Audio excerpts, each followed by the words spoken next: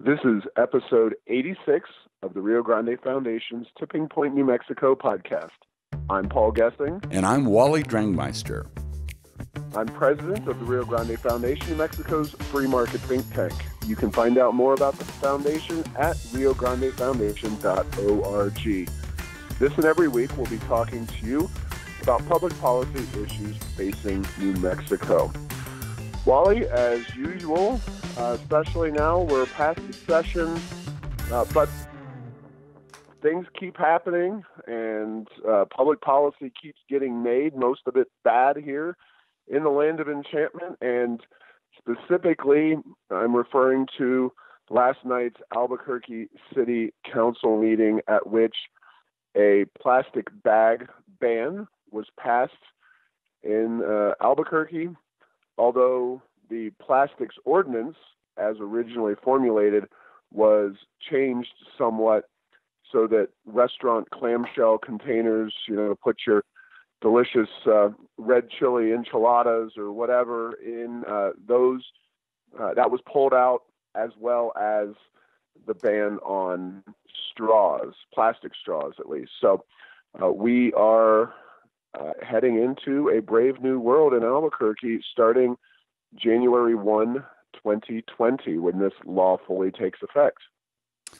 Yes, and these are just a long series of progressive initiatives that are emotion-driven, and I think they are starting to fall under the category from the progressive governance model. Is if they'll go for this, they'll probably go for something more in the future that is even more substantive and probably more damaging. And these things seem to be endless. And so, yes, no plastic bags from grocery stores coming up soon, and that will, according to the sponsors, it will just save our environment and be a win-win-win. No cost to this, no negatives. Everything's coming up roses. So. Great job. Exactly. Well, but there is another side, if I'm not mistaken. Yeah. A few points to make about the meeting, and I was in attendance along with Wally's wife there, Carol White, who heads up the Restaurants Association in New Mexico. Councilors Benton, Borrego, Davis, and Gibson were the ringleaders of this legislation. They stuck together. They wanted the whole enchilada, so to speak. They wanted all plastics banned in Albuquerque. So they were hardcore supporters of the ordinance all along. Ken Sanchez wound up being the swing vote. It's noteworthy that Clarissa Pena, South Valley councilor, was not in attendance at last night's meeting, so it wound up just being 8 folks, but 8 was enough to get the job done for supporters of the plastic bag ban. The Republicans, Brad Winter, Trudy Jones, and Don Harris, all held firm against it, so that's something to take home, at least considering that in the past they've jumped upon some pretty bad policy initiatives, including most of them on a tax increase about a little earlier than this last year, when only Brad Winter stood against raising taxes. Ken Sanchez is the one who kind of led the effort on the amendments, and the four horsemen of the apocalypse, so to speak, Benton, Borrego, Davis, and Gibson, they all expressed some frustration and desire to have the full ordinance put into place, but they went grudgingly along with Ken Sanchez. So who knows, maybe look for a left-wing, well, I guess he's actually had left-wing opposition, but Ken Sanchez is a moderate Democrat. I think he really did this for electoral reasons. I think personally he's not especially excited about the plastic bag bans and doing this kind of thing, but he sees the political writing on the wall. Right before the meeting, there was a study released by the city. It had some good information in it. Notably, it pointed out that the volume of material with a plastic bag ban will actually rise when paper bags replace plastics.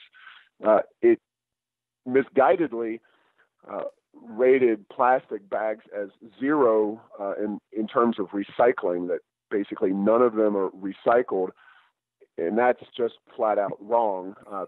I saw recent studies saying that 7.5% of plastic bags are recycled. Now, that's not done through the city. Plastic bags, don't stick them in your blue bin. In fact, they cause problems for the machinery at the recycling center. But people can bring them to, your local Walmart or Smith's or whatever grocery store and stick them in the bins they have, and they will be recycled. And evidently, the process, unlike with the city, a lot of recycling is actually done of the plastic bags. But more importantly, the whole idea of reusing those plastic bags was completely lost upon the city's study authors. And I think that's where so many of these bad ideas are coming from, is that there's just non-analysis of the fact that these plastic bags are incredibly useful around the house for picking up pet waste, for using for trash cans, and all kinds of other purposes that, no, ultimately they're not recycled, but reused. And you're not going to recycle anything after it comes in contact with pet waste. And you're not going to get something that's being used to store trash recycled as well. So a disappointing day or evening for advocates of personal liberty and people's ability to make decisions for themselves. And it is worth noting one other thing, Wally. I don't know if Carol had any thoughts on this. The thing that, as the parents of 3 small children, that really kind of got to me is just how much fear some of these kids, because there are a lot of kids presenting at City Council, and how much fear over the environment and the future that these kids have been pumped full of. Now, I don't know if it's the parents, the school system, or some combination thereof, but to hear these kids tell this plastic bag ban is going to solve global warming and all kinds of other issues, but more importantly, they think that the world is going to come to an end within their lifetimes, and it just seems that somebody is just misleading these children and scaring them. And kids are impressionable. There's even adults nowadays who are young who are saying, I'm not going to have kids because of the environmental impact and the global warming. And Alexandria Ocasio-Cortez, the congressman, left-wing socialist, is saying similar things. And it's just really sad and frustrating to me as somebody who ultimately, despite New Mexico's many misguided public policy efforts, is optimistic about the future of humanity, the future of this country, and really just disturbing to hear that kind of rhetoric coming out of 8 and 9-year-old kids' mouths. Well, when I see the children up there, it reminds me of basically the Great Leap Forward, Chairman Mao's campaign in the late 50s and early 60s, and the use of youth as a spearhead for those initiatives, in terms of that. And I don't think that's real good company to be in. And so obviously these children aren't coming to these conclusions themselves in terms of what's important, what's not, the analyzing risk. And I think that it is a very dangerous thing. I mean, I think that's also the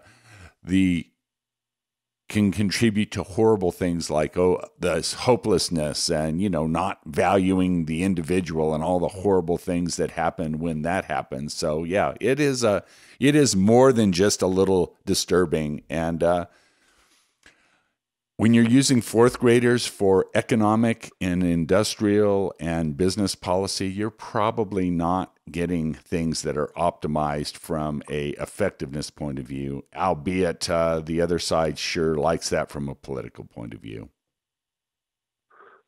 No doubt about it. Well, we're talking about city policy here in New Mexico, and we're going to hop on I-25 in our electric vehicle or whatever it might be and head down the road to Las Cruces, where it's very rare to hear a local business owner in any city in New Mexico, because normally they're trying to just keep afloat, avoid controversy with these progressives in charge, and really just not make a lot of waves. But a gentleman named Dave Hooker, who is a business owner in Las Cruces, wrote a opinion piece that was published in the Las Cruces Sun News on April 7th of this month here, so April 7th, very recently. And he went after Las Cruces city government pretty hard in terms of talked about sewer and water fees, those going up. He talked about impact fees and the difficulty for businesses to expand when you have additional fees placed on businesses trying to do that. Gross receipts tax rate in Las Cruces is 8.3125, so really a high rate on the gross receipts tax, making business very difficult. And of course, as we at the Rio Grande Foundation say every time we talk about the gross receipts tax, it is not a sales tax. It impacts businesses far more profoundly than does a traditional sales tax. And then he talked about the minimum wage. So, and then finally he listed 40 some odd businesses in Las Cruces that have closed or gone out of business in recent years. So this guy, Dave Hooker in Las Cruces, was really singing from the Rio Grande Foundation playbook. And I ultimately wrote a letter to the editor in the Las Cruces Sun News to buttress many of his comments. But as we always do, we try to bring some data into the equation. And the Bureau of Labor Statistics provides annual job growth numbers by metropolitan areas. And we looked at, you could look at, there's probably 8 or 9 cities in Colorado, a couple dozen in Texas. We just used the average jobs data for cities in Colorado, Texas, Arizona, Utah, and then looked at individual cities here in New Mexico. Now, Colorado was, over the last year, 1.9%, Texas 2.2%, Arizona 2.7%, and Utah 2.8%. So it was Santa Fe at 1%. So about half the job growth rate of the lowest neighboring state. Las Cruces was at 0.7%, so not as bad as Albuquerque at 0.5%, but not as good as Santa Fe. And then poor Farmington, and you and I, Wally, we've talked extensively about the challenges of the Four Corners region. Farmington is suffering from systematic changes to its economy that are really not much they can do about them. They saw a decline of 0.8 of a percentage point in terms of jobs between February 2018 and February 2019. So Dave Hooker is onto something. I don't know that he'll get through to the progressives in control of Las Cruces city government, just like those who support bag freedom in Albuquerque lost out to the progressives that got elected into Albuquerque City Council. But Las Cruces is yet another place where they're struggling to be a business-friendly city, and unfortunately not succeeding in that regard. Yeah, and when minimum wages were raised in Santa Fe, Albuquerque, Las Cruces, there's always it is not going to cause any damage. It's not going to cause any damage. And when we look back now, a decade later in some of these communities as how they are doing, I don't think you can lay all of this on their previous minimum wage issues. There's all the other ones we talked about. In my case, I particularly think the gross receipts tax is extremely damaging for business formation and business growth in New Mexico. But these things are coming together, so we have this scoreboard that we continually do pour on as a state relative to our neighbors and surrounding areas. And these are the up times, hugely uptime. Economies are growing as rapidly as they have in many, many years all around us. And New Mexico is just limping along, which brings the issue up to me is what happens if we do get an economic slowdown and we have all these very costly policies that really are so damaging to the formation and growth of businesses. What's it going to happen then? Are we going to have to double down, which is raise taxes in a down economy? And you can only do that a few times, and you end up like Detroit, Michigan, or other places that have suffered basically economic collapse. So we are in a very tenuous place here from business policy in New Mexico right now. No doubt about it. And you're right, Wally. New Mexico had been struggling mightily, really up until very recent times. So we're talking January of 2018, and things started to turn around as Trump took office, and really the energy prices started to come back around, and production, as we've talked about in the oil patch in the Permian Basin, has rebounded dramatically. But the state did a lot of harm, the legislature in the last session. And we have cities continuing the drumbeat of bad policy out of Albuquerque and Las Cruces. Santa Fe, certainly they're doing their things. They're not without blame in Santa Fe by any stretch of the imagination. It actually is more that Albuquerque and Las Cruces are moving in the direction of Santa Fe very quickly from a policy perspective. And of course, Santa Fe has had a plastic bag ordinance on the books for some time. It's still more aggressive in Albuquerque than it is in Santa Fe. But talking about trends, and this kind of dovetails nicely with a new report put out by the American Legislative Exchange Council, Rich States, Poor States. And they do this report every year. My good friend Jonathan Williams at ALEC, Arthur Laffer, of course, most famous for the Laffer curve developed under Ronald Reagan. And they do a economic performance rank for the last decade, and then they do an economic outlook rank that they see for each state going forward. But I have to admit that I think the performance rank of the past really says a lot more than a prospective speculation on the part of these guys, as talented as they are. And the retrospective is not good for New Mexico.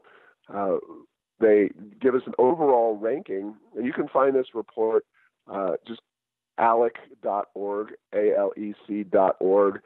We'll be posting a link to it on the foundation's website as well, arrowsoфenchantment.com. We're 47th overall in economic performance in New Mexico over the last decade.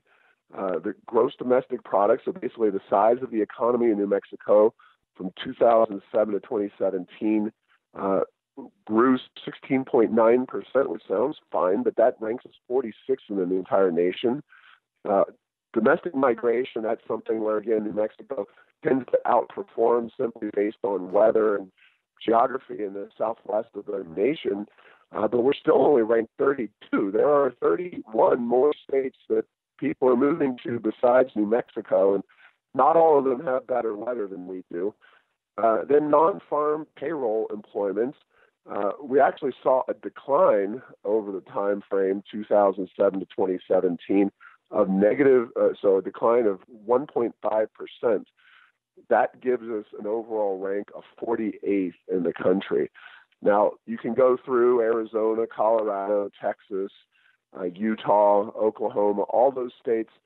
I can just say it clearly that each of them outperforms New Mexico in pretty much all three of those major metrics. But the fact is that we're actually retrospective, as I said. So the legislature was more slightly more centrist as opposed to progressive. Governor Martinez was doing the best she could over that 8 years to try to keep a lid on things. And now we've fully gone left-wing progressive. So I don't think the folks at ALEC took that into account when they did their ranking Mexico as 30th in economic outlook, because they looked at who has come to power in New Mexico. They would see more clearly that this state is in for a bumpy ride policy-wise in the years ahead. Well, a couple of points about this study, and I have it in front of me, is that the left wing absolutely hates ALEC for whatever reason. They tend to demonize them along with some of their other favorites. But when you look at the variables they use in these, there's nothing in here that strikes you as having even a mildly political bent when it comes to economics. It's things like property tax, sales tax burden, workers' compensation costs, things like that. It's very solid. And then the other point that I see from this is a New Mexico issue. When they do non-farm payroll employment, and that's very common in economic analyses because farm payroll tends to be very volatile and really distorts trends, so they take that out of there. In the case of New Mexico, because we've been driven so much by energy, even with our massive success recently in energy growth, our overall employment growth is still very, very, very low. And I would love to see what that would these employment numbers would look like, energy versus non-energy. I think it probably tells a story that in much of the past several years, non-energy, non-farm employment has probably gone down in New Mexico, would be my guess. But again, your data.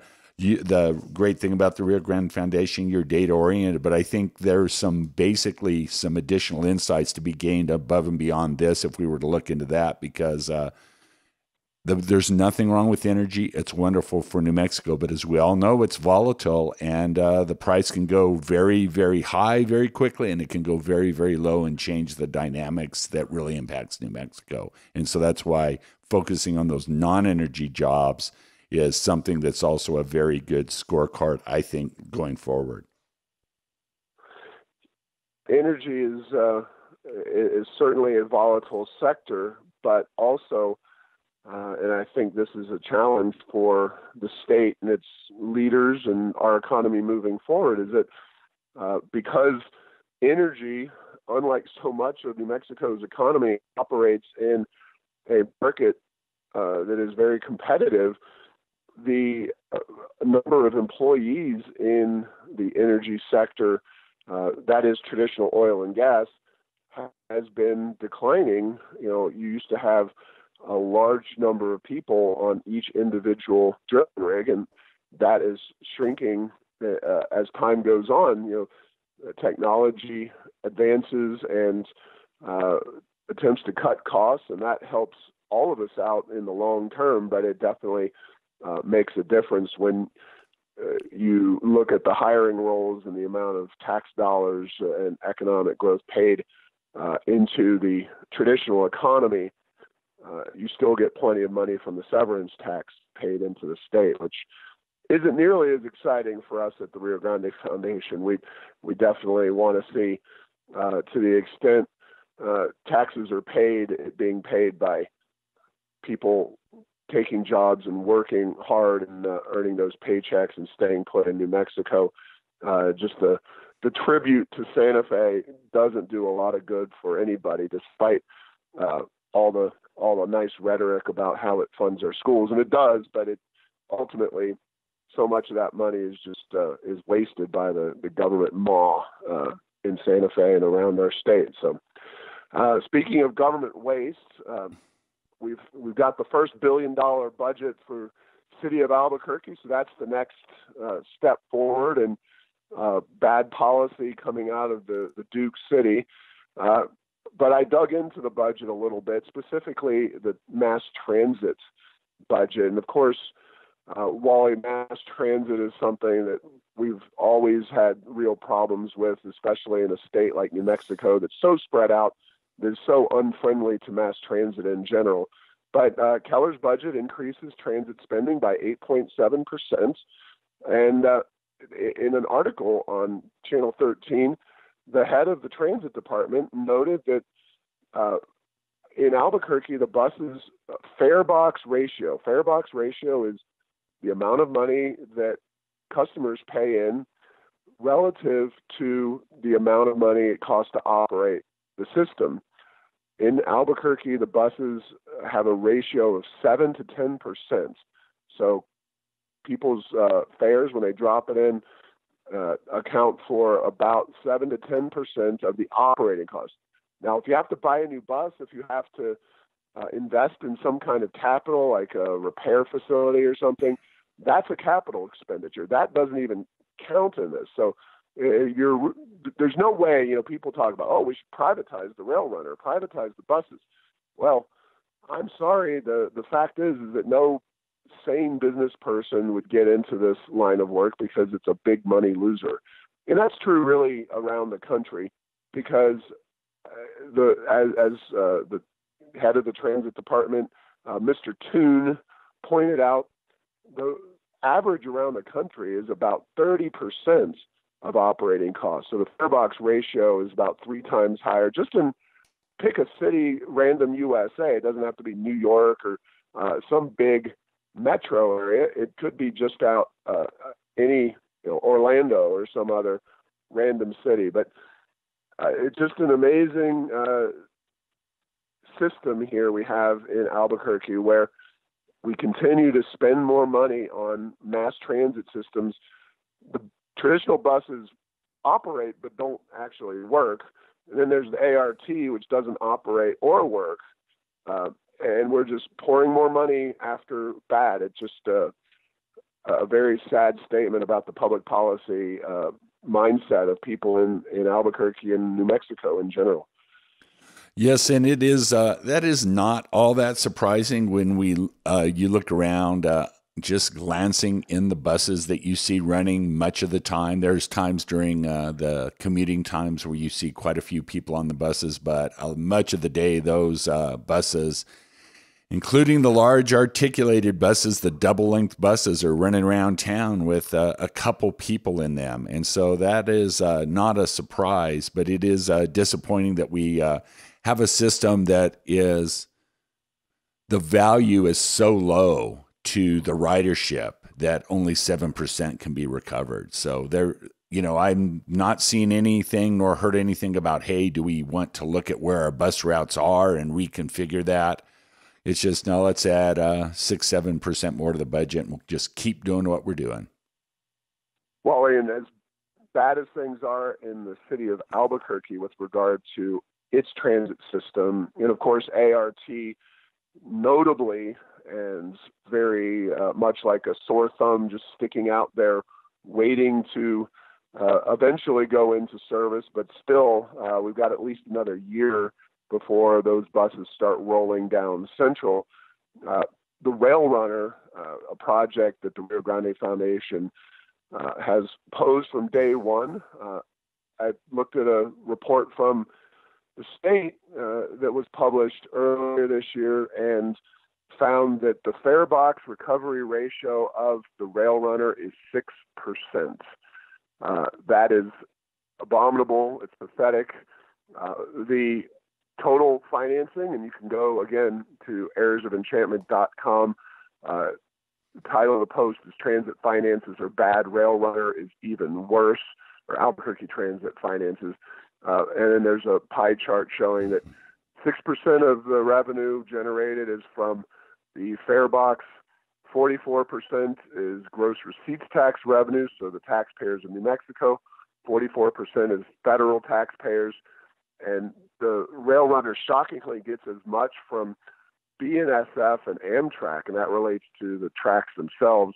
They get 6% of their operations from the railroad, the private railroad that actually makes money, and the federal government's heavily subsidized railroad, Amtrak. So the rail runner, transit in Albuquerque, transit across the state, it just doesn't make money. The cities around here are way too spread out or too spread out from each other. Transit doesn't necessarily work that great in even major, relatively densely packed cities, but the best thing that New Mexico policymakers, state, local, whatever it may be, can do about most transit is just put them on a fastest possible path to just elimination. Just get rid of them because they are not working. They're not saving energy. They're not saving anybody money. They're just waste, and we don't need to keep spending more money every single year on them. And Wally, we have some late news here from the state of Illinois. And unfortunately, as is so often the case, we've got more bad news in the sense that this is another state following New Mexico down the path of bad public policy.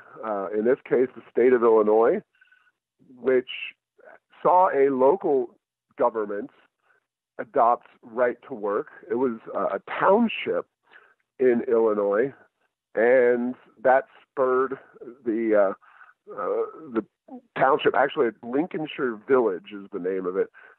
And these people stuck their necks out on the local right to work issue. Unfortunately, the state of Illinois went fully blue, progressive in the last election. Their Republican governor, like New Mexico's, is gone, and without having some protection policy-wise at the state level, local governments are going to get their proverbial heads chopped off when it comes to policies like right to work fairly quickly, and that's exactly what happened. Is the local right to work initiatives in New Mexico were quickly eliminated by our legislature and our governor, and the same thing happened recently in Illinois. So unfortunate, not entirely surprising, but kind of similar situation out of Illinois to what we had in New Mexico.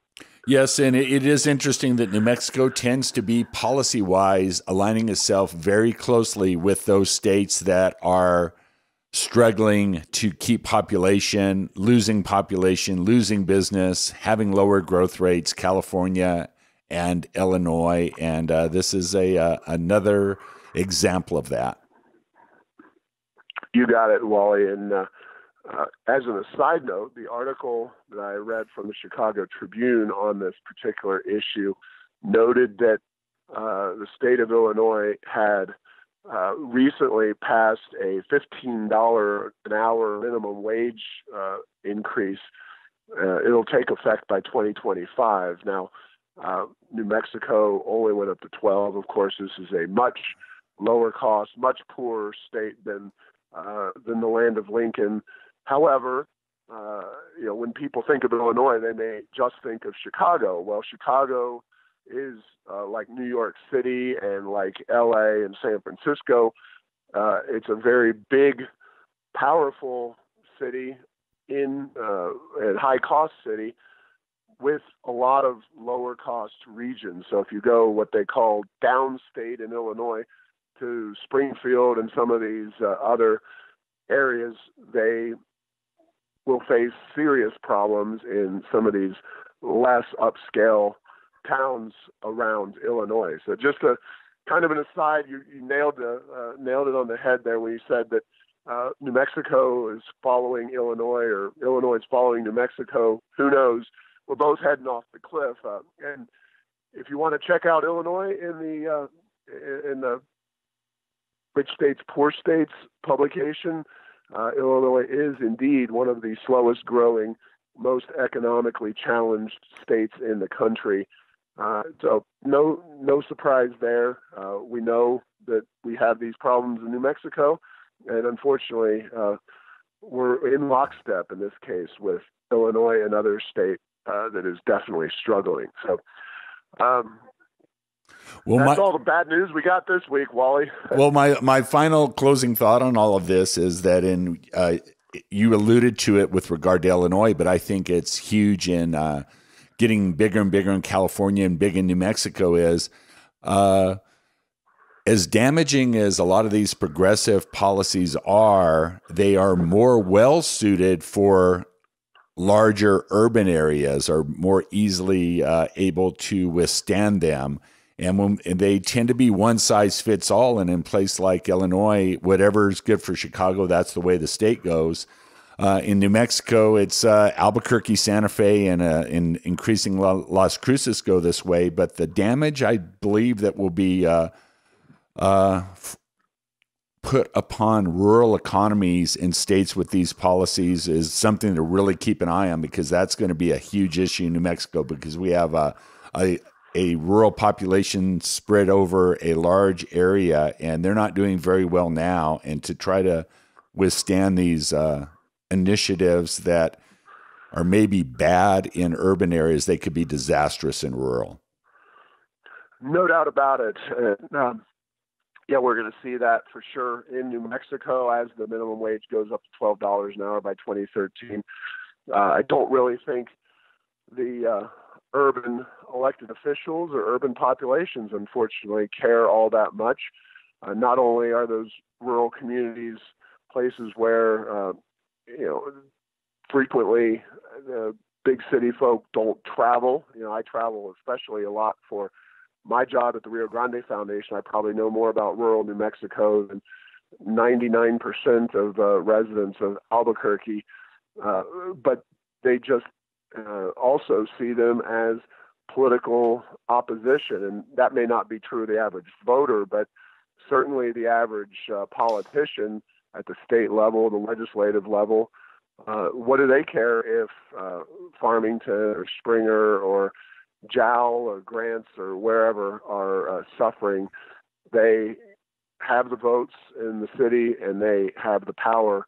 And by limiting the power of those rural areas, they're able to move their own agenda forward in a more specific fashion. So it's tough stuff here we're dealing with in the city of Albuquerque and the state of New Mexico, city of Las Cruces as well.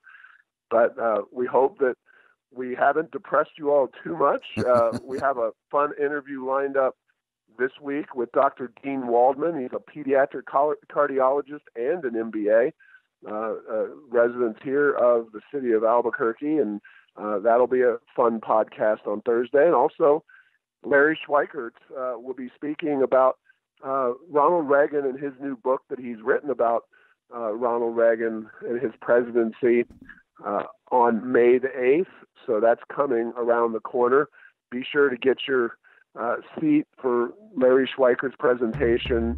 Go to riograndefoundation.org or arrowsoфenchantment.com, and that'll be a great discussion and great event. And Larry is a fun speaker. So thank you all for listening to this week's discussion. We are working every day to turn New Mexico around. Go to riograndefoundation.org for more information or to support our work.